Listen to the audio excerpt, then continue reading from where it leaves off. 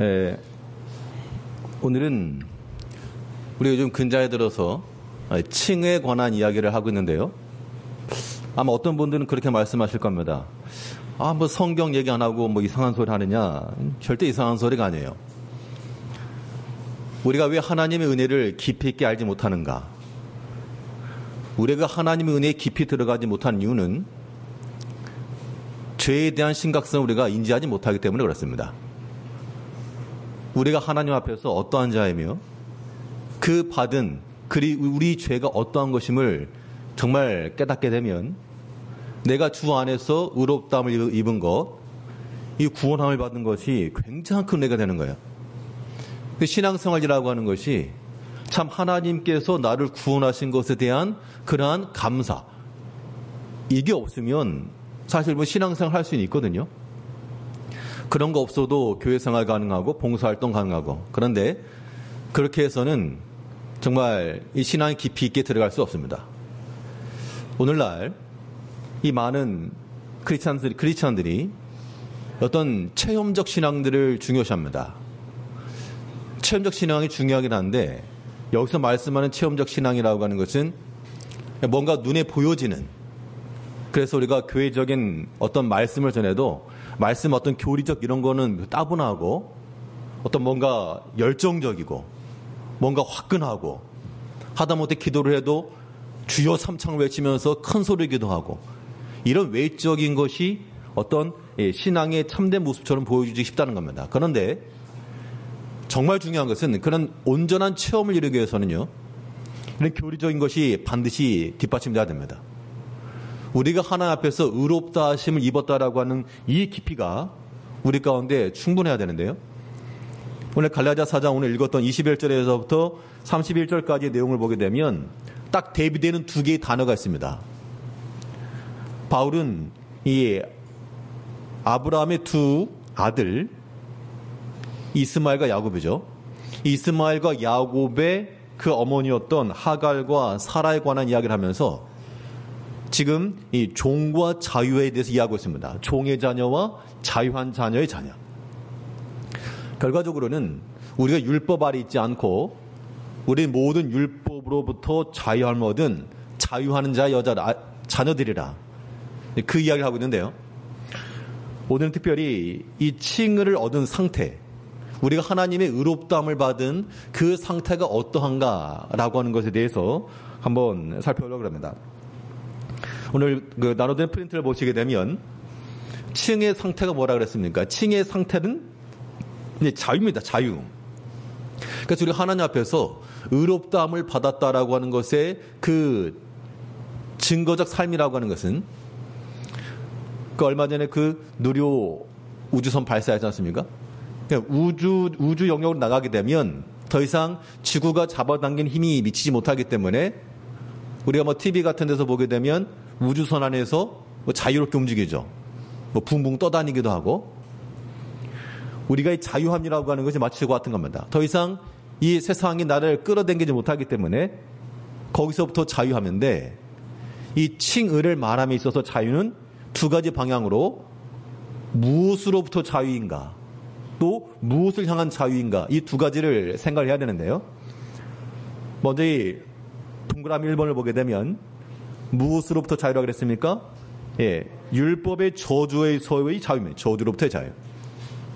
그러니까 처음부터 하나님께서 우리에게 율법을 더하신 것은 그 율법으로 이 율법을 행하는 자마다 살려야 했지만, 그러나 결과 그 율법을 다 지킬 수 있는 자가 아무도 없다. 그러니까 가능성이 있기 때문에 율법을 주신 것이 아니고, 우리는 율법을 지켜 구원받을 자가 없으므로 우리는 이 모든 율법의 저주를 다 받을 수밖에 없다라고 하는 것인데, 근데 그리스도께서 그 모든 율법의 저주를 다 지시고 우리를 거기서부터 자유케 하셨다는 겁니다. 갈라디아 3장 13절 말씀에서는 그리스도께서 우리를 위하여 저주를 받은 바 되사 율법의 저주에서 우리를 속량하셨으니, 즉 우리의 그런 의롭다함을 받은 우리의 칭의의 상태라고 하면 그 율법의 저주에서부터 자유함을 받았다. 그러니까 우리 율법의 저주 그래도 별로 감이 안 되잖아요. 율법의 저주 그래도 별 와닿지 않는다는 겁니다. 그런데 이 율법의 저주에서부터 우리가 속량함을 받았다. 더 이상 그 죄에 대한 책임이 우리에게서부터 멀어졌다. 그 얘기를 하고 있습니다. 그래서 이 법을 지키지 못한 그 대가, 그 율법의 저주에서부터 우리가 자유함을 얻은 것이고요. 또 하나는 그 율법이라고 하는 것이 우리에게 주어졌는데 우리가 다 지키기에 너무 무겁다는 겁니다. 이 율법의 짐으로부터 우리를 자유케 하신 겁니다. 사도행전 15장 10절 말씀에서 그런데 지금 너희가 어찌하여 하나님을 시험하여 우리 조상과 우리도 능히 매지 못하던 멍에를 제자들의 목에 두려느냐. 그러니까 이방 교회들이 돌아오게 되었을 때 유대인들의 그런 관습과 율례를 지어주니까 그거 못한다. 너네도 못 지키면서 어떻게 이방인들 보고 그렇게 무거운 짐을 지라 그러느냐. 근데 예수님께서 우리를 위해서 대신 사시고, 지난주에 예수님의 순종에 관해서 적극적인 순종, 굳이 그렇게 표현하게 되면 예수님께서 우리를 위해서 대신 다 사셨기 때문에 우리를 다 짐을 다 지어 주셨다는 겁니다. 그럼 우리는 가벼운 거죠. 가벼운 거. 가볍다. 가볍다. 근데 우리 성경적 말씀을 다 못 지키잖아요. 말씀을 다 못 지키기 때문에 그 말씀에 지키지 못한 것 때문에 우리 마음에 뭐가 있습니까? 무거움이 있어요. 무거움. 죄책감. 아마도 다 물어보지 않았지만 이렇게 한번 엑스레이를 찍어서 보게 되면 다들 죄가 몇 개씩 있어 보입니다. 이따 치고. 그러면 그 죄 때문에 마음 상태가 어떤가? 굉장히 무겁죠. 어떤 형태든 죄라고 하는 것이 우리 마음 가운데 있으면 굉장히 무겁다는 겁니다. 죄로 인해 마음이 무겁다는 것은 우리 입이 열려 찬송할 수가 없고요. 사물의 기쁜 마음으로 하나님 앞에 나갈 수가 없습니다. 다들 신앙적 경험에서 이루어지는 것인데, 그런데 그럼에도 불구하고 내가 여전히 하나님의 법에 이르지 못하여 이 법을 온전히 순종하지 못하였을지라도 우리는 자유하다. 그 자유를 느끼셔야 됩니다. 이것은 그럼 나 마음대로 죄져도 된가? 그런 의미가 아닌 거예요. 참된 하나님으로부터의 그런 의로움에 입은 그 상태는 마음대로 죄를 지어야지 그 상태에 이를 수가 없고, 내가 어떠한 자인데 하나님의 이 의를 내가 더럽히지 않으려노라. 입장이 그렇게 바뀐다는 겁니다. 칭의라고 하는 것은 우리를 의롭게 하신 것은 율법의 저주와 짐으로부터 우리를 자유케 하신 것이요. 소극적으로는 우리를 율법의 저주로부터 죄로부터 자유케 하셨고, 적극적으로는 이제 우리에게 주어진 바 무엇을 향한 법이냐. 오늘 본문에도 읽었지만요. 율법 아래 있고자 하는 자들아. 자, 이것을 기억해야 됩니다. 율법 아래 있고자 하는 자라. 이 말인즉슨 우리가 율법 아래에 매이지 않고 율법 위에 존재하는 자가 될 것을 말하는데, 그 율법을 이제 어떻게 하고 밟고, 율법을 밟다라고 하는 것은 무시한다는 것이 아니고 율법이 하나의 우리의 징검다리처럼 되어가지고 그 법을 밟아 하나님께로 나아가는, 그걸 지금 이야기하고 있습니다. 갈라디아 5장 18절 말씀을 보게 되면요. 동그라미 3번입니다. 성령의 법을 향한 자유가 의롭다함을 입은 하나님의 자녀들의 상태인데, 그러니까 우리가 하나님 앞에서 칭의를 받았다, 의롭다함을 받았다는 얘기는 무엇을 향해 나간다는 겁니까? 성령의 법을 향해 나간다. 갈라디아 5장 18절에서 너희가 만일 성령의 인도하시는 바가 되면 율법 아래에 있지 아니하리라. 그러니까 율법 아래에 있는 것이 아니라 성령이 인도하시는 바가 되어서 그 율법이 이제 더 이상 우리의 무거운 짐이 아니라 아주 가벼운 짐이 된다, 그 얘기입니다. 그러니까 똑같은 말씀이라 그래도 이 말씀을 내가 어떻게 지키나 그런 게 아니라 이제 성령께서 우리를 인도하시는 바가 되면 너무 가벼운 짐이 된다. 전에는 들 수 없는 무거운 짐이었다면 이제는 들어올릴 수 있는 가벼운 것이 되었다. 그런 의미에서 우리가 하나님의 말씀을 지켜나가는 겁니다. 똑같은 말씀의 법이라 해도요, 우리가 하나님 앞에 이 성령 인도하심을 받기 전과 하나님의 영의 인도하심을 받은 이유는 정말 큰 차이라고 하는 겁니다. 미세한 차이는 큰 차이예요. 우리 모든 성도님들이 이제 하나님께서 우리 마음에 감동하시는 대로 이제 하나님의 말씀을 어떻게 지켜나가가 아니고 참으로 하나님 앞에 의로움을 받은 자로서 이 말씀을 즐거운 마음으로 우리가 즐겁게 지켜나가야 되겠습니다. 하나님의 말씀 가운데 참된 자유가 있어요. 칭의를 입은 상태가 법으로부터 자유하다 그랬지만, 그러나 그 자유함이라고 하는 것은 하나님 안에서 또한 우리가 속박되는 겁니다. 이 연결이 되는 거죠. 시편 119편 45절을 보게 되면 동그라미 3번에 지금 두 번째입니다. 시편 119편 45절에서 여기는 한번 같이 읽어볼까요? 시작. 내가 주의 법도들을 구하여 싸우니 자유롭게 걸어갈 것이오며. 우리 신앙의 자유라고 하는 것이 율법 아래에는 매여 있지만 그러나 하나님의 인도하심에 나가게 되면 그 주의 법이 우리를 해방시킨다는 겁니다. 우리 세상에 살아갈 때요, 하나의 말씀을 지켜야지 그러면 여러 가지 세상의 기준에 의해서 때로는 무거운 짐이 되는데, 그러나 이 말씀이 우리 가운데 확고하게 되면 이 말씀이 도리어 우리를 자유롭게 할 수 있다는 겁니다. 세상에서 말하는 여러 가지 우리 성경에 금하는 것들이 있지 않습니까? 그런 것들이 무엇이 더 위에 있냐에 따라서 달라지는 겁니다. 세상의 기준들, 사람의 관습들, 문화들, 이게 더 위에 있고 우리가 그 아래에 있으면 하나님의 말씀 지켜내는 것은 여간 어려운 게 아니에요. 왜냐하면 직장 상사 눈치도 봐야 돼. 또 다른 사람들의 관계도 생각을 해야 돼. 그런데 하나님의 영이 우리 가운데 임하시고 하나님의 법이 우리 더 위에 있게 되면 이제 우리는 그 말씀의 기준을 따라 다른 기준 눈치 보고 자식할 게 없는 거죠. 우리 하나님의 말씀 자체가 기준이 되기 때문에 그 말씀을 따라 나아가면 그것이 우리에게 자유를 준다. 영적인 자유를 주는 겁니다. 세상이 이기는 것처럼 보여도요, 절대 하나님의 법을 이길 수가 없다. 그래서 우리가 하나 앞에서 의롭다함을 입은 우리 모든 성도들은 상태가 어떤 상태라고요? 자유의 상태입니다. 자유함의 상태인데 죄책감에 얽매이지 마시고 하나님의 영의 인도하심을 따라 그런 말씀을 우리는 가볍게 밟고 지나간다는 건 무시한다는 얘기가 아니라 그 말씀을 하나하나 순종해 나가면서 하나님의 그 영광의 법에 이룰 수가 있어야 하는 겁니다. 어떤 마음으로? 즐거운 마음으로. 땅이 잡아 당겨도 우주정거장에서 우주비행사들이 통통 튀어 올라가는 것처럼 더 이상 어떤 이 땅의 것에 발목 잡히지 않고 매이지 않고 하나님의 성령이 인도하시는 바가 되어 우리가 즐거운 마음으로 하나님의 말씀을 따라가야 됩니다. 의롭다함을 입은 상태가 그런 상태란 얘기예요. 그러면 상태가 그런 상태이면 이제 우리에게서 어떤 증거가 나타나야 되는가? 칭의의 증거가 바로 행함입니다. 행함으로 의롭다함을 얻지는 못하는데 우리가 의롭다함을 입은 결과가 행함이다. 이건 순서를 명확히 하셔야 됩니다. 근데 2번에서 의롭다함을 받은 증거가 되지 못하는 세 가지 해놨는데 요거는 한번 눈여겨보시기 바랍니다. 자, 무슨 말이냐? 내가 교회를 다니고 내가 믿음이 있다라고 말해도 그건 참된 믿음 아니야 라고 말하는 건데 무엇이 그런 증거가 되지는 못하는 것인가? 그러니까 이것 의지해서 나갈 수는 없다, 그런 얘기죠. 첫 번째는 가시적 교회 회원권이라 했는데 이 말인즉슨 내가 교회에 다닌다고 해서 의롭다함을 받았냐? 그 증거는 될 수 없다, 그 얘기입니다. 단순히 내가 교회에 나왔다 해서 될 수는 없고, 또 둘째로는 성경적 진리에 대한 동의입니다. 하나님의 말씀을 듣고 예, 맞습니다, 아멘. 하나님의 말씀을 우리가 듣고 고개를 끄덕이고 동의한다고 해서 우리가 의롭다함을 입은 그런 증거이냐? 그것만도 아니라는 겁니다. 또 그 성경 말씀을 듣고 감정적인 반응을 나타낸다. 그렇다고 해서 우리가 의롭다함을 받았느냐? 그것도 증거되지 못한다.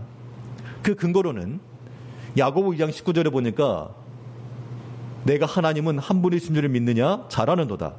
귀신들도 믿고 떠느니라. 하나님 한 분이라고 하는 성경적 이 진리에 대해서 동의를 했고 믿었고 잘했답니다. 그런데 귀신들도 믿고 떤다.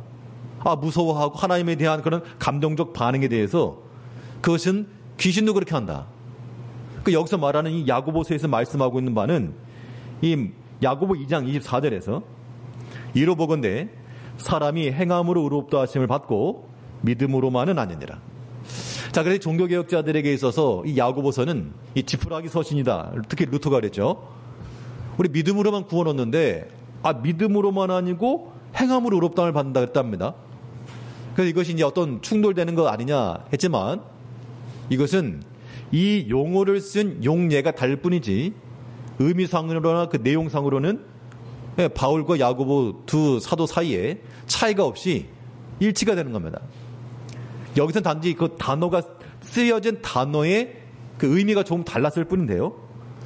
여기 야고보, 바울이 각각 행위라고 하는 걸 말했을 때 야고보서에서는 어떤 의미로서 행위라 했는가 하면 그리스도의 공로로 이미 의롭다 하심을 받은 사람의 행위가 되는 거예요. 그러니까 행위로서 의롭다함을 받는다 그런 의미가 아니고 이미 그리스도 안에서 의롭다함을 받은 자들이면 당연히 그 믿음의 근거한 행위가 나와야 된다. 그 이야기를 하고 있는 것이고 믿음으로 말미암아 의롭다함을 받는다라고 하는 바울의 의도는 우리가 믿음 이외에 다른 율법을 지켜서거나 혹은 할례를 받아서거나 이런 것으로서 믿음 아닌 다른 것으로 구원을 얻을 수 없다. 그 의미에서의 행위라는 겁니다. 그러니까 행위라고 하는 단어는 똑같지만 사용된 의미가 조금 다른 겁니다. 그래서 야고보서 2장 24절에 있는 말이 사람이 의롭다함을 받는 게 믿음 아니고 행위로 되는구나. 어떤 구원론적 측면에서 그렇게 이해하는 게 아니고 의롭다함 우리가 믿음이 있노라라고 말하는 사람의 행위를 말하는 거예요.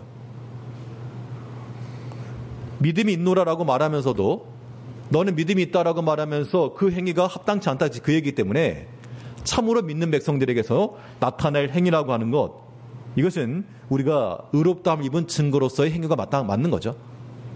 그러니까 우리 교회 다니면서 내가 믿는 자입니다. 오랫동안 예수를 믿었습니다. 라고 말했음에도 불구하고 그 나타나는 행위가 그 믿음을 증거하지 못하면 그 믿음은 무슨 믿음이라? 야고보서에 말하니 죽은 믿음이다 그렇게 말한 겁니다. 그래서 이 행위로 의롭다함을 받는다라고 하는 것은 이 바울 사도가 말한 이신층에서의 그런 의미가 아니고 이미 의롭다함을 받은 자들에게서 나타날 그러한 진실함의 표시로서의 행위를 의미한다. 믿음이라고 하는 단어도 마찬가지입니다. 야고보서에서 말하는 믿음이라고 하는 것은 믿음이 있노라 주장하는 사람들의 그 믿음이에요. 그 믿음. 야고보서 읽어보면 그냥 일반적인 믿음을 의미하지 않고 그 교회 성도들이 나는 믿음이 있노라라고 말하는데 행위가 따라 나오지 않거든요. 그 사람들 향해 가지고 너희가 믿음이 있노라라고 말한 그 믿음이 좀 그렇게 얘기하고 있는 거기 때문에 선한 행위를 동반하지 않는 믿음. 그래서 우리가 의롭다함을 받는 믿음과 선한 행위를 동반하는 믿음 이게 약간의 사용하는 단어의 차이일 뿐이지 야고보서와 바울 서신이 서로 틀린 모순적인 것은 절대 아니다. 우리 그렇게 이해해야 됩니다. 바울이 말하는 믿음이라고 한 단어는 의롭다함을 얻기 위해서 오직 그리스도를 신뢰하는 믿음이요. 그 믿음 외에는 믿음 말고는 의롭다함을 얻을 방법이 없죠. 그런데 믿음이 있다라고 말한 사람들에게서 그 믿음이 과연 선한 것이냐 그렇게 말을 하고 있는 겁니다. 의롭다함 이 칭의라고 하는 뜻도 야고보서에서 나오는 말은 우리가 이미 의롭다함을 받은 상태에 있는 의롭다함의 상태에 있는 것을 의미한다면 바울은 그 순간 말 그대로 변화의 그 순간 의롭다함을 얻어질 때의 그 순간에서의 칭의를 의미하고 있는 겁니다. 그래서 야고보서에서 믿음으로만 행함으로 의롭다 하심을 받고 믿음으로만 아니니라 이 말이 오직 믿음으로 말미암아 구원 얻는 이러한 이신칭의 교리를 훼손하는 것이 절대 아니다 라고 하는 것에 대해서 우리가 이해할 수가 있겠습니다. 그러면 굳이 이런 칭이라고 하는 교리를 말하는 이유가 무엇인가? 바울은 도대체 뭐 하려고 그렇게 장시간에 걸쳐서 뭐 그냥 한마디면 될 것을 이런 오랜 기간 동안 이야기를 하면서 칭에 관한 이야기를 하고 있는가? 그 결과를 보게 되면요. 이 칭이라고 한 우리를 의롭다라고 선언하신 하나님의 법정적 선언이 우리에게 굉장한 은혜요 축복이라는 겁니다. 여기는 이제 좀 공감이 되셔야 되는데 그러니까 첫사람 아담 한 사람의 죄로 말미암아서 아직 태어나지도 않았고 선이며 악이며 행하지도 않았던 우리들이 죄인이 된 거잖아요. 아담의 자손으로 태어난 그 순간부터 그 죄에 대한 책임 즉 죄값은 사망이라고 그랬으니까 그 사망이 이룰 수밖에 없었는데 너무나 억울했는데 둘째 아담 대신 예수께서 오셔가지고 우리가 무슨 선이나 악을 행하지도 않았는데 그 그리스도의 온전하신 순종하심과 죽으심으로 우리에게 그의 의가 전가되었다. 그래서 우리는 마음이 어떻다? 굉장히 땡큐하다. 감사하다. 이거 감사하다.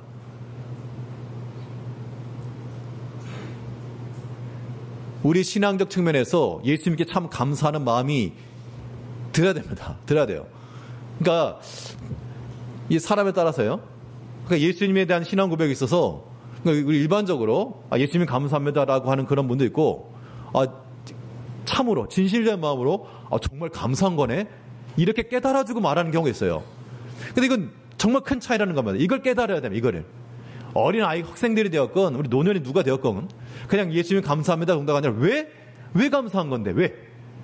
정말 나의 모든 죄가 나의 행함에 의지하지 않고 오직 그래서 예수 그리스도의 그 온전한 순종하심과 죽으심으로 인해서 나에게 그 의가 내게 전가가 되었다.